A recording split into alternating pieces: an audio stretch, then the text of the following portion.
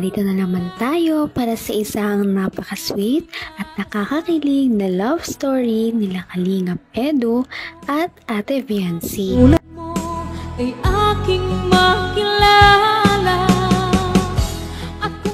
Para sa pagpapatuloy ng ating love story, ay dito sa video na ito ay matutunghayan na naman ninyo ang napakalakas na chemistry ng EDC Love Team.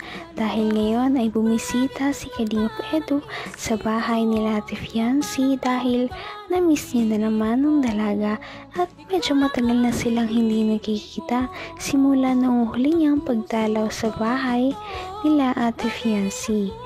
Kahit na noong mga nakarang linggo lamang siya bumisita, ay pagdating niya na naman ngayon ay napakarami na naman talaga ng nagbago sa bahay nila Ate Viancy dahil napakarami talagang nagpapadala at hindi talaga tumitigil ang mga sponsor ni Ate Viancy sa pagpapaganda ng kanilang bahay.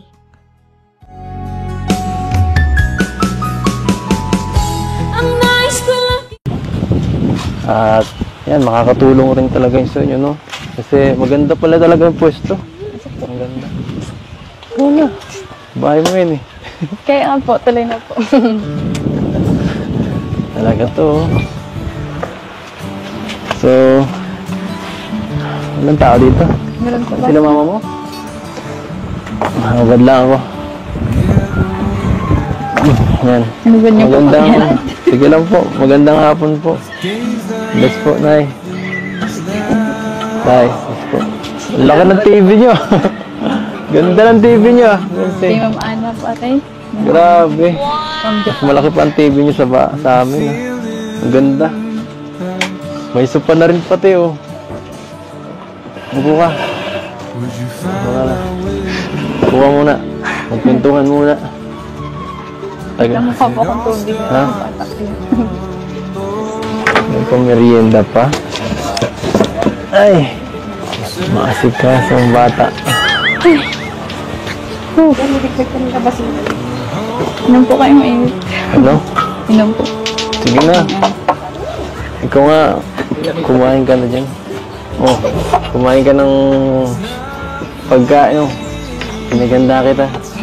Joke lang. Sobrang ano dito. Daming alaala dito. Magandang alaala. Kung ano ako'y tanggap mo na, hindi ka rin nag-alila. Hindi na naman nga mapakali si Ate Viancy noong dumating si Kalingap Edu at dito makikita natin kung gaano ba talaga siya ka-girlfriend material dahil inaasikaso niya si Kalingap Edu kada bibisita ito. Daming alaala dito. Magandang alaala. Alaala natin, no? At grabe. Mamamiss ko dito. Alam mo yun. Palagi tayo ditong tumatambay, no? Dahil sa may tabing dagat. Pwede naman po itong ano, bisitahin. Kaso layo. Talagang sadyain. Kaya siguro bihira na, no? Kahit kayo, pag nakalipat, mahihirapan na kayo pumunta dito. Sa inyo, ito ano? Sa inyo talaga to? Hindi, nakikitira lang, no? Ito pong lupain dito. Pero kung ano naman, kung gusto mo pumunta dito at magtambay, no? Pwede naman magpaano. Magsundo ako.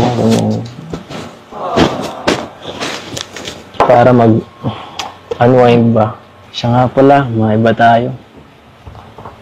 Kumusta yung pag-miss mo?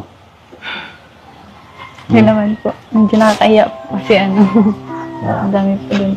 Kaya nga din ako pumunta dun eh. At protektahan ko ang sarili ko. Siyempre. Kaya ko masaktan, no? Bakit naman po?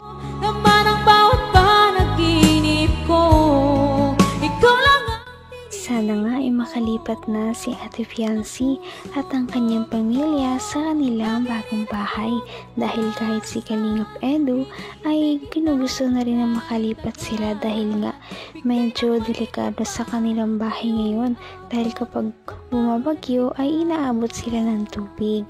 Hirap ako mismo pang umaga pala yun. Okay na nga po yun, di ka nakapunta. Bakit ayaw mo talaga akong pumunta doon? Opo. Ginalingan mo doon. Sigurado, ikaw ang pinakamaganda doon. Hindi po. Ay, kahit di ko na tingnan, alam ko na yun. Siguro po kung nanonood pa kayo. Ginalingan ko po siguro masyado yung plan. Ginalingan mo. Okay lang naman, kahit di mo galing doon eh. Joke lang po. Mas magaling ka na para sa akin. Ano ba? Ano nga tumitingnan itong mo dyan? Wala naman bang, ano ba? Walang ibang nanghihinang kung ano. Nanghihinang number, wala ganyan. Wala po. Wala. Sino kasama pupunta doon? Yung ano po, yung escape po, tapos yung mga... Akala ko mga players. Ayaw po, yung kasama ko din po yun, syempre.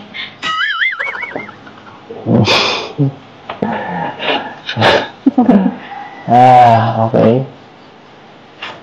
So, babalik ka pa doon? Hindi na lang? Hindi na? Pero kung napunta ka doon talaga, ano? Sabihan mo ako para at least Hanggang wakas ay tayo ng dalawa. Palagi kang Napag-usapan nga nila ang pagiging muse ni Ate Fiancy sa kanilang barangay dahil kinuha siya bilang maging representan ng muse sa kanilang sariling barangay at ilalaban din sa ibang muse ng mga kabilang barangay dahil sa sobrang ganda ni Ate Fiancy ay nagiging panlaban na siya sa iba. nagsama ka manood na para alam nila alam nila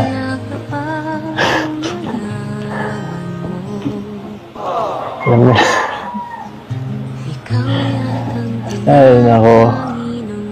Siya nga pala tungkol din sa ginawa ko nung nakarang vlog, tumalon ako sa bangin. Joke. Siguro naman naniniwala ka na, no? Grabe, ginawa ko talaga yun para sa'yo. Alam mo, sa'yo ko lang yung ginawa at sayang ko lang din talaga yung gagawin kasi iba kayo, ibang iba. Oh. Wala man pa akong pinagkain mo sa ibang bahay. Ikaw yan eh. Ikaw yan si Beyonce eh. Mabait. Saka Lahat naman pa ata ng buhay. Hindi.